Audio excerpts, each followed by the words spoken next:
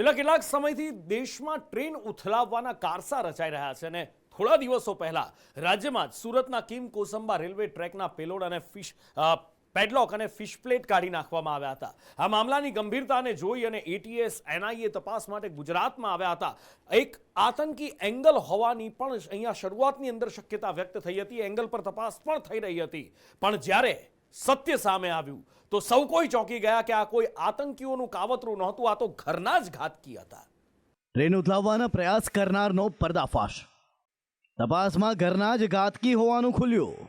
ષડયંત્રકારી 3 લોકોની કરાઈ ધરપકડ. સુરતમાં ટ્રેન ઉથલાવવાના પ્રયાસ બાદ હાહાકાર મચી ગયો હતો. ઘટના એવી બની હતી કે કિમ કોસંબા રેલવે સ્ટેશનની ટ્રેકની પેડલોક અને ફિશ પ્લેટ કાઢી નાખવામાં આવી, તેમજ 71 જેટલા ERS અને 2 જોગસ ફિશ પ્લેટ કાઢી ટ્રેક પર મૂકવામાં આવી હતી. પરંતુ તે સમયે માહિતી મળી હતી કે રેલવે કર્મચારીઓની સજાગતાથી આ મોટી દુર્ઘટના ટળી છે. ઘટનાની ગંભીરતા જોતા આ મામલાની તપાસ એટીએસ અને એનઆઈએને સોંપવામાં આવી. 16 જેટલી ટીમો આ મામલાની તપાસ કરી રહી હતી. ત્યારે તપાસમાં ખુલાસો થયો કે આ મામલે ઘરના જ ઘાતકી છે. એટલે કે જે રેલવે કર્મચારીઓ ઘટનાની જાણ કરી હતી કે આવું કંઈક બન્યું છે, તેઓ જ આના ષડયંત્રકારી હતા. રેલવેના 3 કર્મચારીઓની તેમાં સંડોવણી ખુલી છે, જેમાં એક છે ટ્રેકમેન સુભાષ પોદ્દાર, જે 9 વર્ષથી રેલવેમાં નોકરી કરે છે. બીજો છે મનીષ મિસ્ત્રી, જે છેલ્લા 1.5 વર્ષથી કામ કરે છે. અને ત્રીજો છે શુભમ જયસ્વાલ, જે કોન્ટ્રાક્ટ પરનો લેબર છે. આરોપીઓ પર શંકા કેવી રીતે ગઈ, જો તેની વાત કરીએ તો કોઈ પણ સામાન્ય વ્યક્તિ ઓછામાં ઓછા 71 જેટલા પેડલોક કાઢે તે શક્ય જ નથી. શંકા જવાનું બીજું કારણ એ હતું કે ટ્રેક પર બીજા કોઈ સાધનો તોડ્યા નહોતા. રેલવે કર્મચારીની જેમ એક વસ્તુ છૂટી કરી દેવામાં આવી. આ સાથે જ આરોપીઓના ફોનમાંથી મળેલા ફોટા અને અધિકારીઓને કરવામાં આવેલી જાણના સમયમાં ફેરફાર હતો, જે બાદ શંકાના આધારે પૂછપરછ કરતા સમગ્ર મામલાનો ખુલાસો થયો. પૂછપરછ કરતા સુભાષ ના કહેવાથી સુભાષની સાથે મળી અને મનીષ અને શુભમે આ પેડલોક પણ કાઢેલા અને ફિશ પ્લેટ પણ કાઢી અને ટ્રેક પર મૂકી હતી.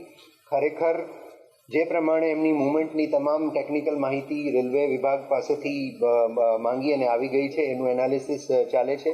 એ ટ્રેકને પેટ્રોલિંગ દરમિયાન, ટ્રેકના મેન્ટેનન્સ દરમિયાન આવું કૃત્ય સુભાષના કહેવાથી થયેલું છે, એ પ્રસ્થાપિત થયેલું છે અને 3 આરોપીઓએ આની કબૂલાત પણ કરી છે.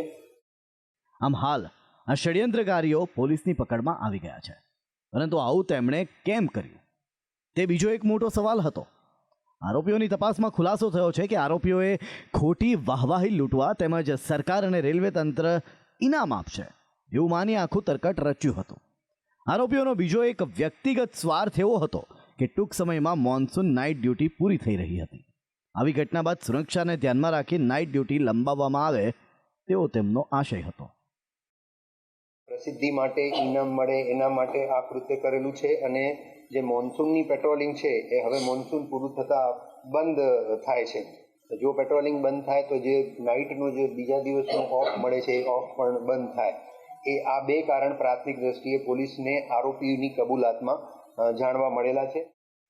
એક કહેવત તો તમે સાંભળી જ હશે કે ઘર ફૂટે ને ઘર જાય. બસ તેવું જ કંઈક અહીં બન્યું, જ્યાં પોતાના વ્યક્તિગત સ્વાર્થ માટે 3 રેલવે કર્મચારીઓએ એક ષડયંત્રને અંજામ આપ્યો. જે કોઈ કારણસર મોટી દુર્ઘટના બની હોય તો શું થાત? ત્યારે આવા આરોપી સામે કડકમાં કડક સજા થાય તેવી માંગ ઉઠી છે. બ્યુરો રિપોર્ટ, સંદેશ ન્યૂઝ.